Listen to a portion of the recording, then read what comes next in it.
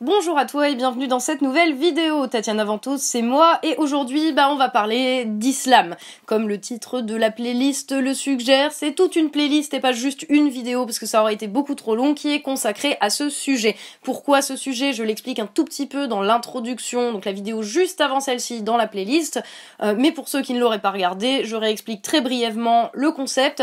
C'est que l'islam est un sujet extrêmement controversé qui nous touche directement de par le fait qu'il y a une communauté musulmane assez importante en France et de par le fait que le terrorisme islamiste nous prend aussi pour cible. Donc c'est un sujet sur lequel on entend beaucoup de choses, c'est un sujet sur lequel les politiques et les médias et les experts sur les plateaux télé ont tendance à beaucoup s'écharper et la plupart du temps on se rend compte que ces mecs n'y connaissent que dalle. Et comme le fait de rien piger, ça n'empêche pas la plupart des experts éditorialistes et politiciens de notre pays de l'ouvrir, du coup ça fait que nous on y comprend encore moins quelque chose. Faut-il avoir peur de l'islam? L'islam est-elle une religion qui menace notre mode de vie, qui menace notre culture, qui menacerait nos valeurs, voire serait incompatible à la démocratie? L'islam donne-t-il forcément du terrorisme au final? Est-ce que tous les musulmans seraient par essence des terroristes potentiels?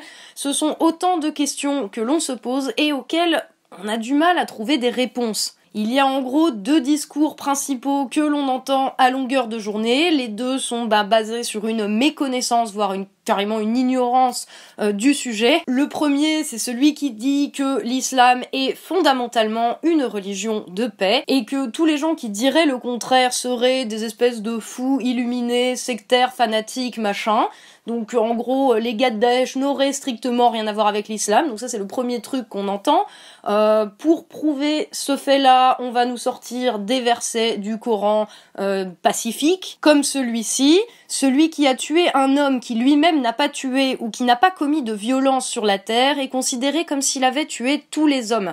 Et celui qui sauve un seul homme est considéré comme s'il avait sauvé tous les hommes. Oui, effectivement, pris comme ça, tu peux en déduire que la personne qui l'a prononcé est une personne fondamentalement pacifiste. Il y a un deuxième discours cependant, qui est exactement à l'opposé ou en miroir de celui-là, qui dit à l'inverse, que l'islam est fondamentalement et essentiellement une religion barbare. Et que les gens qui disent le contraire sont juste des hypocrites qui se voilent la face, sans mauvais jeu de mots. Et pour prouver ça, ils vont nous sortir les versets du Coran qui sont des versets guerriers, comme le famoso verset du sabre. Combattez ceux qui ne croient pas en Dieu et au jour dernier, ceux qui ne déclarent pas illicite ce que Dieu et son prophète ont déclaré illicite, ceux qui, parmi les gens du livre, ne pratiquent pas la vraie religion.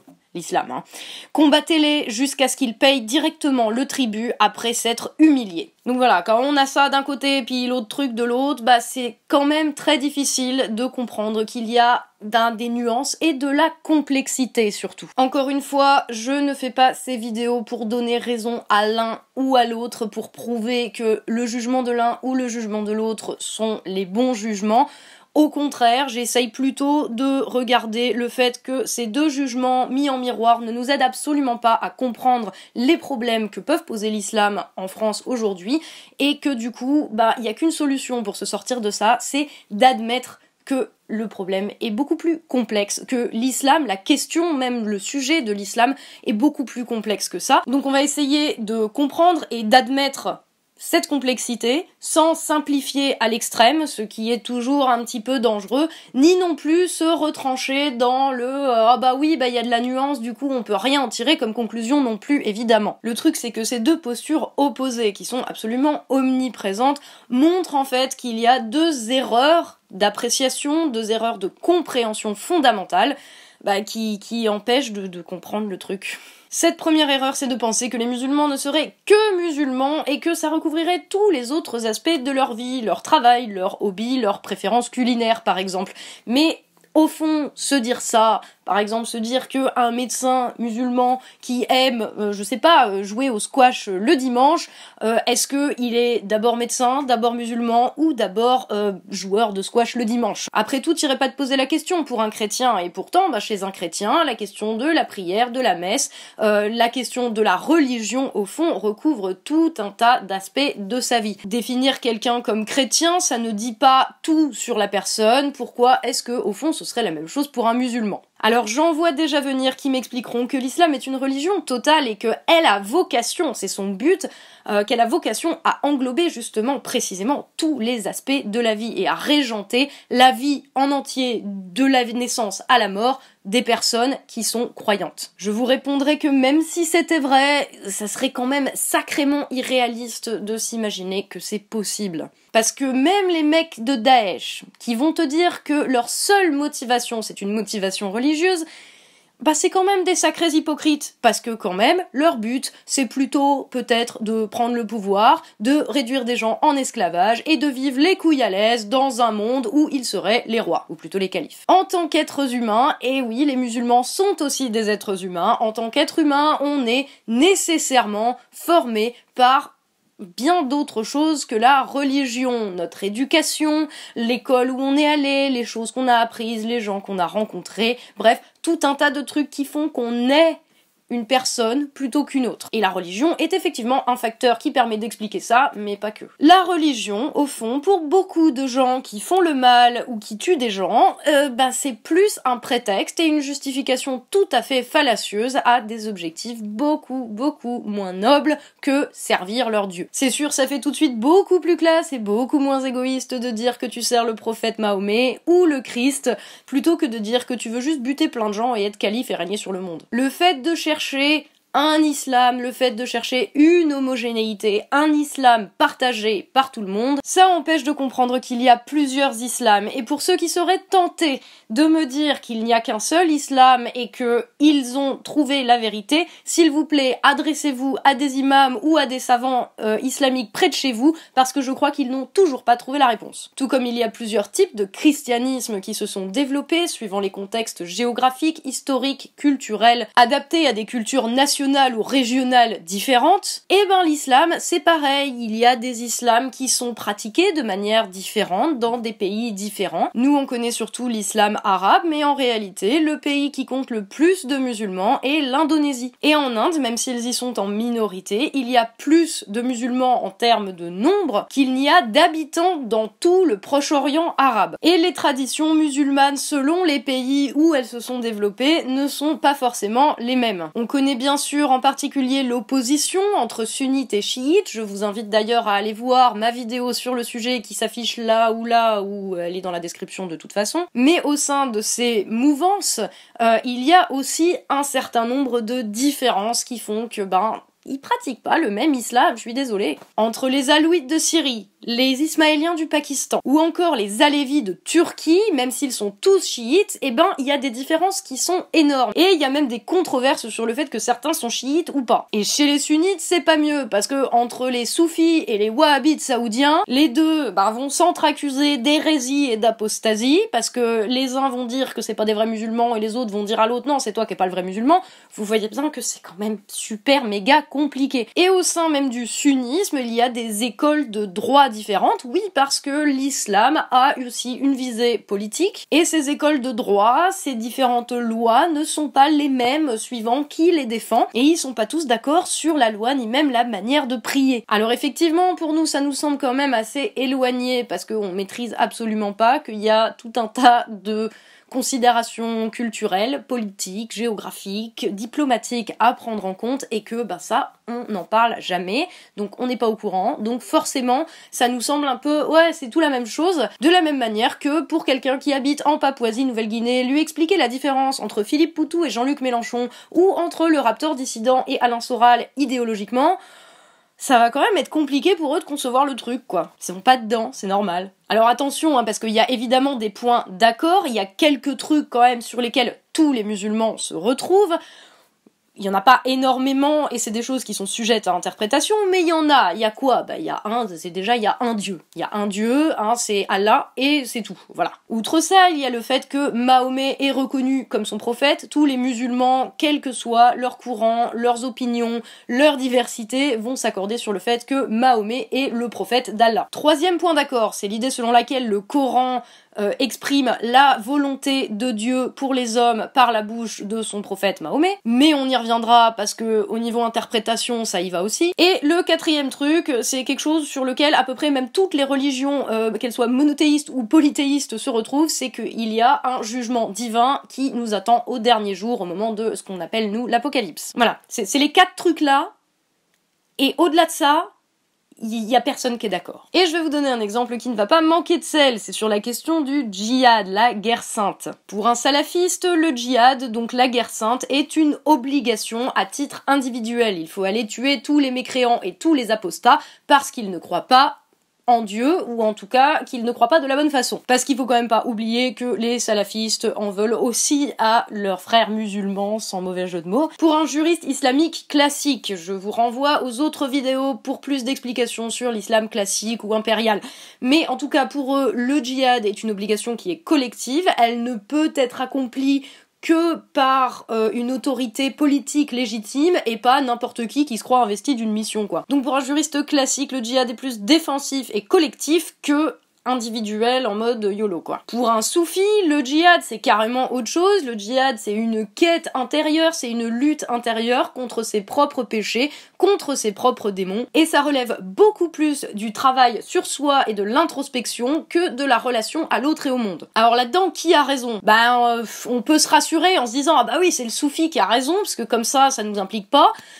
On peut se dire que c'est le djihadiste qui a saisi l'essence de l'islam, parce que même si c'est flippant, au moins on est fixé et on sait à quoi s'attaquer. Mais c'est le fait de choisir entre ces trucs-là qui est un piège. Pour les musulmans, comme pour les non-musulmans d'ailleurs. Mais pour nous, le fait de choisir est un piège parce que ça veut dire qu'à partir du moment où tu dis, où tu juges que c'est l'un ou l'autre qui a raison sur ce qu'est l'islam, ça veut dire que tu nies que l'autre a peut-être raison aussi. Donc en fait, l'idée, c'est d'accepter que les deux sont là, que les trois, même dont je viens de parler, coexistent et sont chacun des visages de l'islam. Encore une fois, ce n'est absolument pas pour porter un jugement de valeur, mais il s'agit de ne pas être naïf, ni d'être complètement con en se disant « ouais, ils sont tous comme ça ». L'islam est en soi porteur de toutes ces différentes facettes en fait. Alors on va me dire oui mais le Coran, dans le Coran il y a des versets ultra violents et du coup c'est bien la preuve que, ou dans le Coran il y a des versets pacifistes, c'est bien la preuve que. Là en fait on retombe exactement dans le piège, à savoir essayer de comprendre l'essence de l'islam en fonction de ce qu'on a envie de voir ou de pas croire. Donc bref, petit rappel sur le Coran c'est quoi? C'est une compilation de phrases dites par le prophète au cours de sa vie, censées rapporter directement la parole de Dieu. Ces phrases ont mis des décennies et des décennies à être compilées en un seul volume, et ils ont même pas été mis dans le Coran dans l'ordre chronologique. Donc le Coran ne se lit déjà pas comme un roman d'une seule traite, comme la Bible, on suit pas une histoire dans l'ordre, mais c'est plutôt un ensemble d'enseignements qui sont exprimés dedans et qui ont été compilés au fur et à mesure des études, des travaux de certains savants musulmans dans les années qui ont suivi la mort du prophète. Déjà, un musulman lui-même te dira que dans le Coran, il y a 2 types de versets. Il y a les versets temporels et les versets intemporels. Intemporels, ça veut dire qu'il n'y a pas besoin de les inscrire dans le temps, il n'y a pas besoin de les inscrire dans un contexte pour les comprendre. Ils ont une valeur universelle. Ce sont les versets qui sont considérés comme étant vrais à toutes les époques, sans avoir besoin de comprendre quel était le contexte historique, géopolitique ou géographique de l'époque. Les versets qui disent qu'il faut croire, qu'il faut faire le bien autour de soi, qu'il ne faut pas commettre d'adultère, bref, des versets qui peuvent s'appliquer de manière universelle et qu'on retrouve d'ailleurs dans les enseignements de la plupart des religions. Les versets temporels, eux, s'inscrivent dans le contexte de l'époque. Des versets qu'il faut comprendre par rapport à ce qui se passait à l'époque. Par exemple, il y avait des moments où la communauté primitive de Médine était en guerre contre ses voisins. Médine la ville, pas le chanteur. D'où les versets guerriers qui expliquent comment tuer les infidèles. La plupart du temps, ceux-là ont été prononcés à des moments où la communauté du prophète était en guerre contre des gens qui les avaient la plupart du temps en plus agressés, donc c'était défensif. Et les moments où la communauté était en paix et n'était pas en guerre absolue avec ses voisins tout le temps, ça a donné aussi des versets où on trouve des enseignements beaucoup plus pacifiques, mais qui restent plus ou moins relatifs au contexte quand même. Sans détailler trop le truc, on est dans une ère de l'instantanéité absolue, on le voit sur les réseaux sociaux, tout est censé se passer maintenant. Donc on comprend pourquoi la question de la temporalité, le rapport au temps, temps est difficile à envisager pour nous. C'est quelque chose qu'on a du mal à comprendre, mais pourtant, le contexte dans lequel certaines choses sont dites, c'est important de le comprendre si on veut comprendre le sens de ces choses qui ont été dites. Je vais te donner un exemple à la con, mettons que t'as des voisins super bruyants qui mettent de la musique à fond, qui font la fête jusqu'à 2h du mat tous les jours. Alors qu'en plus tu te lèves tôt pour aller bosser, ils sont même pas sympas, et tu te demandes même si des fois ils font pas ça juste pour te faire déménager ou juste pour te faire chier. On parlait de vous justement. Alors dans ces moments-là, tu vas te dire que c'est quand même pas normal et qu'il faudrait bien faire une loi contre les voisins chiants, et que à défaut d'une loi, t'as quand même un peu des envies de meurtre des fois. Précisément. Bref, mettons que 5 ans plus tard, tu es toujours dans la même maison, mais qu'à ce moment-là, t'as des voisins qui sont aimables, qui font une fête de temps en temps, mais bon, ils préviennent, puis en plus ils sont sympas, ils t'invitent, ils te font pas chier, et tu peux dormir correctement, et être frais et dispo au boulot le matin. Et à ce moment-là, tu vas pas forcément avoir les mêmes opinions sur ce qu'il faudrait faire contre les voisins. À 5 ans d'écart, tu vas pas du tout tenir le même discours, et tu seras sans doute beaucoup plus axé sur la paix et la tolérance, 5 ans plus tard, quand t'as des voisins sympas, que 5 ans plus tôt où t'étais en guerre permanente contre eux. C'est normal. Dans le Coran, il y a des versets qui ont été prononcés en temps de guerre contre les voisins et d'autres en temps de paix. Donc on ne le dira jamais assez, mais le contexte est important. Et en plus, ils sont tout mélangés, donc ça rend le truc encore plus compliqué, c'est-à-dire que tu vas avoir un verset où ça parle du moment où c'était la guerre, à côté d'un autre verset qui parle du moment où c'était la paix. Le problème chez ceux qui l'interprètent de manière littérale, même si le littéralisme est une interprétation aussi, mais on pourra revenir dessus, que ce soit les gars de Daesh ou les mecs qui cherchent à prouver par essence que l'islam est mauvais ou qui cherchent à prouver que par essence l'islam est gentil, c'est qu'ils remettent jamais en contexte. Le truc, c'est que le Coran est un texte extrêmement difficile à comprendre dans sa totalité, comme un ensemble. Certains versets sont effectivement très explicites, dans un sens comme dans un autre, mais le comprendre comme un tout, c'est pas si simple. Et ceux qui disent que le Coran est très très clair, ils en ont lu que des morceaux extraits sortis du contexte. C'est pas possible. Ou alors encore qu'ils s'adressent à l'imam près de chez eux, parce que je pense que ces mecs-là cherchent des réponses. Tu peux pas lire le Coran comme ça, d'une traite, d'un coup, en entier, sans explication. Il te faut un guide de lecture, il te faut des interprétations, il te faut des gens pour t'expliquer ce qu'il veut dire, et c'est bien ça le problème. Pourquoi ? Parce qu'il est complètement désordonné, parce qu'il y a plein de trucs hyper symboliques, il y a plein d'allusions, il y a des trucs qui se répètent, et il y a des trucs qui se contredisent. Alors attention, ne me faites pas dire ce que je n'ai pas dit qu'on pouvait faire dire tout et surtout n'importe quoi au Coran. Il y a quand même des trucs sur lesquels tu pourras rien trouver dans le Coran qui va t'aider à prouver que t'as raison, genre si tu parles de la théorie de l'évolution ou si tu soutiens une idée polythéiste d'une religion, ça tu pourras pas lui faire dire au Coran. C'est pas non plus un truc qui va t'aider si tu cherches des conseils en management ou en marketing, par contre tu peux quand même lui faire dire un putain de paquet de choses. C'est un peu ça le problème en fait, c'est que souvent on se dit qu'il suffit de lire un texte pour en comprendre le sens, mais non. Déjà avec la Bible, tu peux pas faire ça, et ensuite il y a assez de mecs qui se branlent depuis des dizaines d'années à l'Académie française et qui sont pas d'accord sur les interprétations juste de certains auteurs français, pour te dire que c'est pas parce que tu lis un truc que t'as forcément tout compris non plus. Parce que les gens qui prétendent avoir tout compris, qu'il s'agisse des salafistes, des mecs de Daesh, ou des mecs qui cherchent à prouver que l'islam est mauvais ou bon par essence, à partir du moment où des gens revendiquent avoir tout compris, c'est qu'ils ont rien compris en fait. Parce que ça aussi, c'est une interprétation. De dire j'ai compris, voilà le sens, c'est une putain d'interprétation. Il faut toujours vraiment se détacher du littéralisme, pas parce que le littéralisme, l'interprétation soi-disant littérale que quelqu'un te donne d'un texte te déplaît ou que t'es pas d'accord avec, mais parce que c'est absurde de s'imaginer pouvoir comprendre l'essence d'un texte comme ça, toi en tant que personne, alors qu'il y a des mecs qui se branlent dessus depuis 1400 ans. Donc tu veux trouver une justification au fait que l'islam est pacifique, tu la trouveras. Tu veux trouver une justification au fait que l'islam est guerrier, tu la trouveras. Ce qui va donner son sens à des versets qui sont contradictoires, c'est l'interprétation. Et depuis des siècles que l'islam existe, il y a plein d'interprétations différentes qui ont été proposées. Elles existent toutes, qu'on l'accepte, qu'on l'aime ou pas, elles existent. Les interprétations qui prônent la paix, les interprétations qui prônent la guerre. Donc pour prendre les choses avec un petit peu de recul et d'objectivité, déjà il faut pas choisir entre laquelle te convient ou t'arrange ou arrange tes présupposés idéologiques. Parce que choisir une des interprétations en te disant que c'est la bonne, bah ça t'enlève du coup toute ton objectivité par rapport au sujet, justement. Sur la question de la violence, qui est quand même le truc qui est le plus souvent reproché au Coran.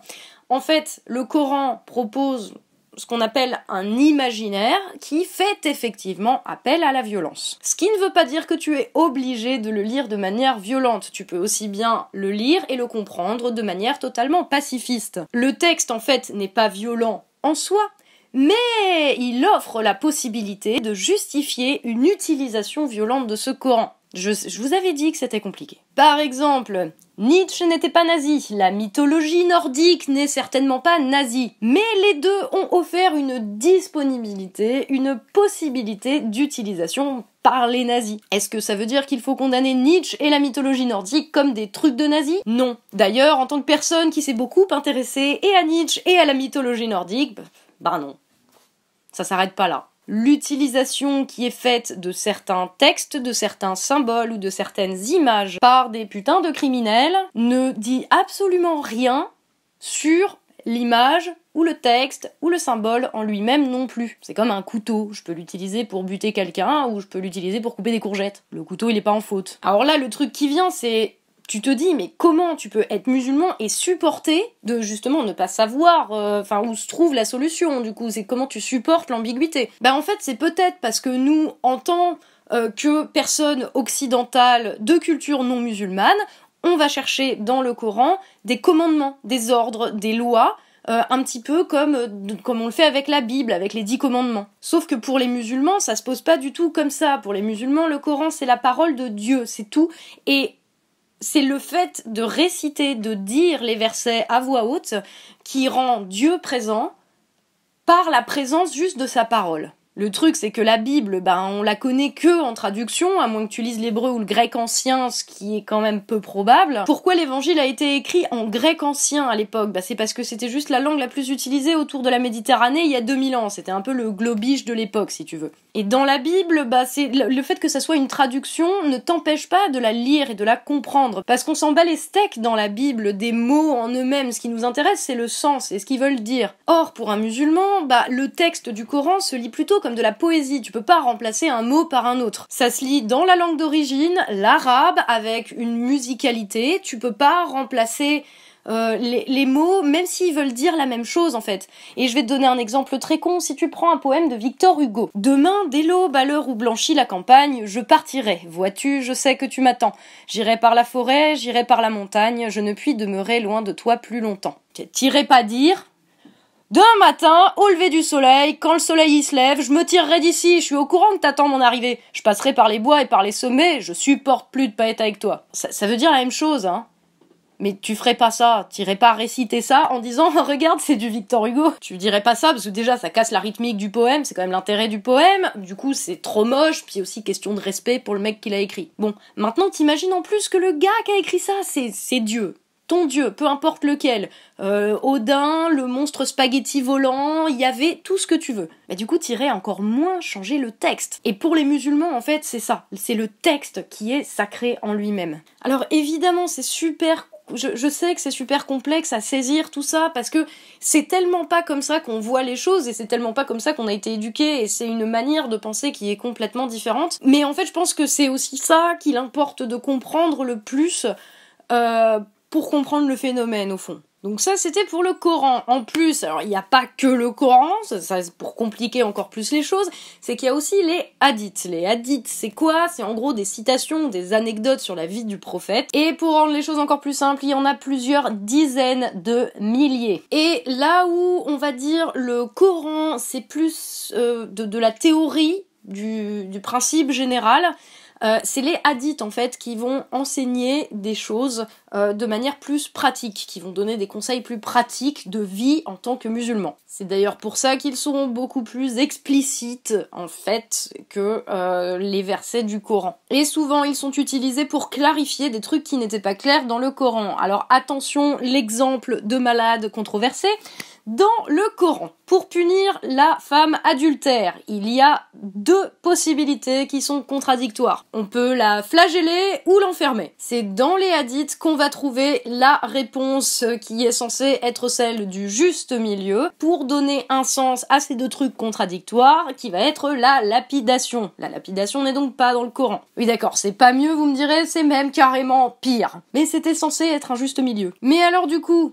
ça veut dire quoi? Ça veut dire que c'est les hadiths si c'est pas le Coran qui fait loi. Si on va sur cette voie, les hadiths c'est comme je le dis plusieurs dizaines de milliers de textes avec en plus des trucs qui se contredisent encore plus que dans le Coran. Et pour rien arranger, les volumes contenant les hadiths ont été compilés à partir du 9e siècle après Jésus-Christ, donc 200 ans après la vie du prophète. Il y a énormément de savants musulmans qui, dès le début, considèrent qu'il y en a plein qui ont été écrits par des gens complètement douteux, qui ont été écrits après la mort de Mahomet, et qu'ils ont été inventés par tel ou tel prince pour justifier leur pouvoir ou justifier des politiques plus ou moins de merde. Surtout que, pour le coup, vu le poids juridique, vu le poids légal qu'ont les hadiths pour les musulmans, bah c'est quand même assez simple d'imaginer qu'il y en a qui ont pu en inventer pour servir leurs propres intérêts. Donc comment tu te retrouves là-dedans? Bah y a des experts qui passent leur vie à essayer de comprendre justement quelles valeurs ils ont, lesquelles sont vraies, lesquelles sont des inventions, en fonction des sources, est-ce qu'elles sont considérées comme fiables, enfin bref c'est le méga bordel et personne n'est d'accord là-dessus. Donc si on résume,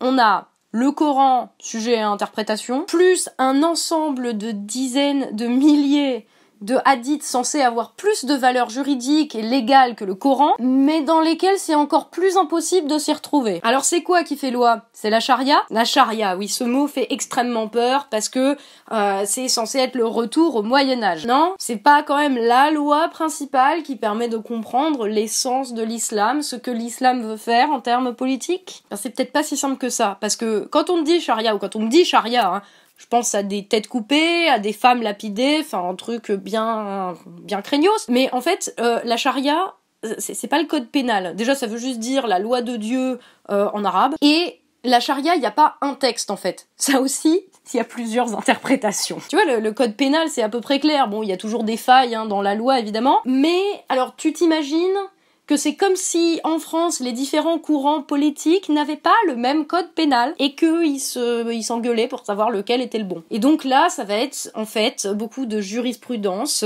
d'acception plus ou moins claire de ce qu'est le droit suivant les cas qui se sont présentés à tel ou tel endroit, à telle ou telle époque, le tout influencé par le droit des pays qui ont été conquis par la civilisation arabo-musulmane au Moyen-Âge, donc le droit européen, par exemple, enfin c'est... Non mais je vous jure là j'en ai marre. Parce que si on va jusqu'au bout là, c'est juste trop compliqué. Il y a rien qui est écrit, il y a rien qui est précis et donc c'est tellement le bordel qu'on ne peut rien en tirer. Ben non. Parce que là du coup, on tomberait dans le 2e écueil, c'est-à-dire croire que l'islam en soi n'existe pas et qu'il n'y a pas d'unicité ni d'homogénéité, ce qui n'est pas vrai. C'est un petit peu la solution de facilité de dire oh bah il y a plein d'islam, telle tradition rejette tel truc dès qu'on pose une question, donc on peut pas comprendre. C'est beaucoup trop facile parce qu'il y a pas mal de gens qui disent non, l'islam en soi n'existe pas, le terrorisme n'a rien à voir avec l'islam, le problème c'est l'impérialisme occidental, la misère, la lutte des classes, où est-ce que je sais. C'est des gens qui ne vont pas admettre que la religion puisse être quand même le moteur de quelque chose. Et ça s'appelle juste de l'aveuglement idéologique. Ils nous présentent le truc en disant islam et islamisme c'est pas pareil, comme si d'un côté on avait l'islam, la religion forcément pure et bonne, et pacifique et tolérante, et de l'autre côté l'islamisme, une espèce de dégénérescence, un truc dégueulasse qui vient de la religion mais qui n'a plus rien à voir avec cette religion et qui est donc de fait illégitime. Alors c'est sympa parce que du coup ça montre une volonté de ne pas faire d'amalgame, ça montre une volonté de séparer la majorité des musulmans, des croyants qui n'ont rien à voir avec le terrorisme, parce que si c'était le cas, on serait bien dans la merde, de les séparer des salafistes et autres extrémistes et fanatiques de l'islam. Le problème, c'est que le terme islamisme, c'est une réalité qui est construite, et on y reviendra, et je vous renvoie à la vidéo qui explique la différence entre le salafisme et l'islamisme, parce que les mots sont extrêmement importants dans le contexte. Mais bref, l'islamisme, en gros, est une réalité qui est construite, c'est un concept qui a été été inventé par des chercheurs occidentaux pour renvoyer à certaines formes radicales que prend l'islam moderne. Le terme ne renvoie pas à un groupe en particulier qui aurait la même interprétation du texte, mais plutôt à plusieurs groupes différents qui sont dans des formes différentes de radicalité ou d'extrémisme comme Daesh ou Al-Qaïda. L'islamisme est un concept qui renvoie à une réalité, mais il ne faut surtout pas tomber dans la naïveté de croire ou de dire que ça n'a rien à voir avec l'islam. Parce que la radicalité à laquelle renvoie ce terme d'islamisme, c'est bel et bien un des visages de l'islam aujourd'hui. Et c'est pas parce qu'on l'aime pas et que ça nous fait peur qu'il faut nier qu'il y a aujourd'hui des musulmans qui se reconnaissent dedans. J'ai pas dit tous les musulmans, mais des musulmans. Le deuxième problème avec ce terme, c'est que ça commence à devenir un concept un petit peu fourre-tout qui permet de mettre en fait dedans tout ce qu'on n'aime pas de l'islam. Le rejet de la modernité, la place de la femme, la conception de la démocratie. Bref, à utiliser le terme à tort et à travers, on se retrouve avec le mot islamisme qui se met à désigner tout et n'importe quoi et surtout tout ce qu'on n'aime pas, qui est ennemi de nos valeurs et qui désigne au final non plus une réalité concrète, mais qui est plutôt un mot qui permet d'englober tout ce qui nous fait peur dans l'islam, ou tout ce qu'on rejette, ou les deux. Alors à quoi ça sert d'établir une distinction entre islam et islamisme si c'est de l'extérieur qu'est établie la distinction, tu vois, c'est par exemple le voile, c'est islamique ou islamiste?